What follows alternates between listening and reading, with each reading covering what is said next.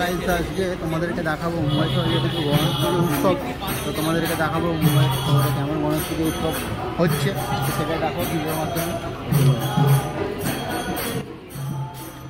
এখন আমি চলে এসেছি প্যান্ডেলের কাছে। দেখতেই পাচ্ছ কত মানুষ আসছে, আর সাইডে দেখো তো লাইট দিয়েছে, আর একটু সামনেই দেখো প্যান্ডেল, আর ভিতরে চলছে এখন গণেশ পুজো। তো এখন প্রায় সন্ধ্যা 7টা বাজে। তো দেখো এখন আরতি হচ্ছে,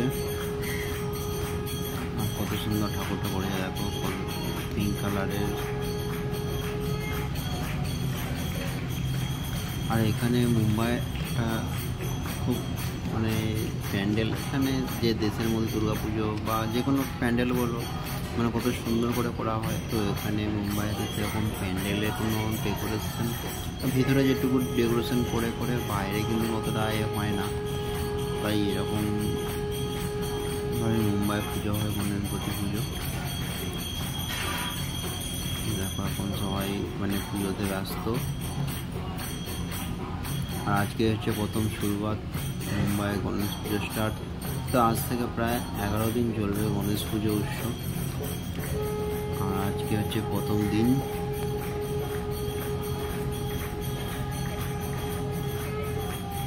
সবাই ব্যস্ত এখন।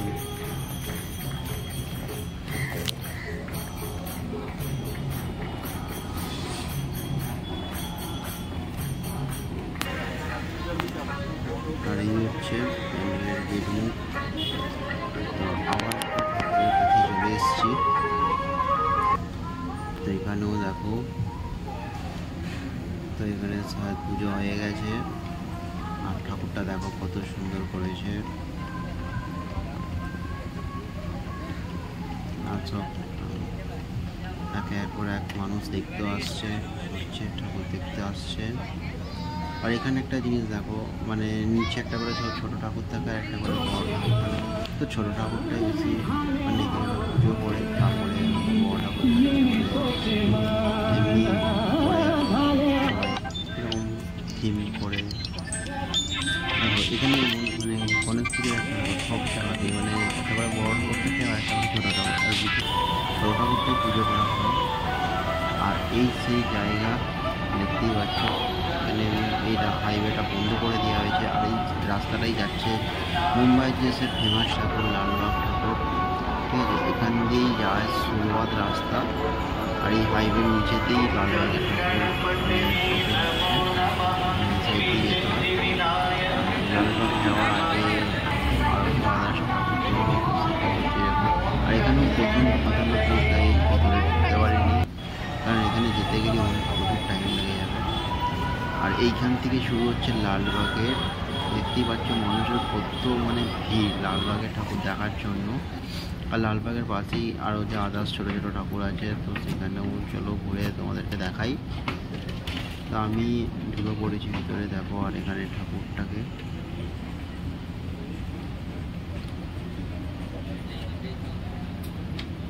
তো মোটামুটি ঠাকুর ভালোই করেছে,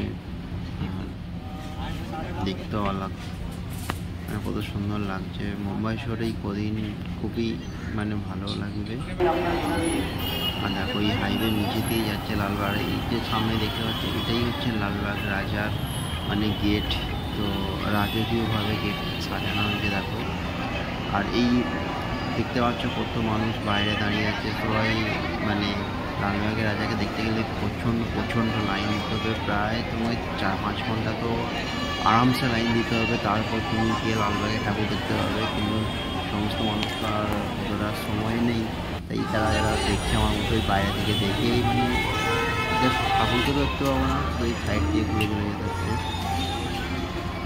তো এখন আবার চলে এসছে আবার একটা ঠাকুরের কাছে। দেখো এখানে করেছে লাইটিং, আর মানুষের ভিড় দেখো। তো এটাও লালবাগের সাইডেই পুজোটা হচ্ছে। আর দেখো প্রচণ্ড, দেখো এখানে কী হারে লাইন, দেখো এই লাইন দিয়ে দাঁড়িয়ে মানে ঠাকুর দেখতে যাওয়া মানে মিনিমাম তো 2 থেকে 3 ঘন্টা লাগবে। তাই জন্য আমি লাইন দিয়ে ঠাকুরটা ভালোভাবে দেখছি না, তো তোমাদেরকে এমনি জাস্ট ঘুরিয়ে দেখাচ্ছি।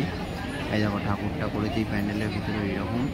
আর দেখো কতটা দূরে, আর লাইন দেখতে পাচ্ছি, লাইন তো যাওয়ার নামই করে নি, লাইন তো দাঁড়িয়েই যেন রয়েছে, ওই জন্য আর লাইন দিইনি। আর এখানে আবার চলে এসেছে একটা ঠাকুর দেখতে, দেখো। তো এখানে তোমার ঠাকুরটার মেন থিম করেছে হচ্ছে মুম্বাই যে গণেশ মন্দির হচ্ছে তোমার সিদ্ধিবিনায়ক মন্দির, তারই থিম করা হয়েছে এখানে। তো সিদ্ধিবিনায়ক মন্দিরও এরকম সেম মানে তো দেখতে, তাই এখানে থিম করছে। আর আরেকটা ঠাকুর দেখো, এখানেও হচ্ছে পুজো চালু আছে। তো দেখতে পাচ্ছ সবাই মিলে গণপতিকে আরতি করছে। তো ভিডিওটা এই পর্যন্ত, দেখা হচ্ছে নেক্সট।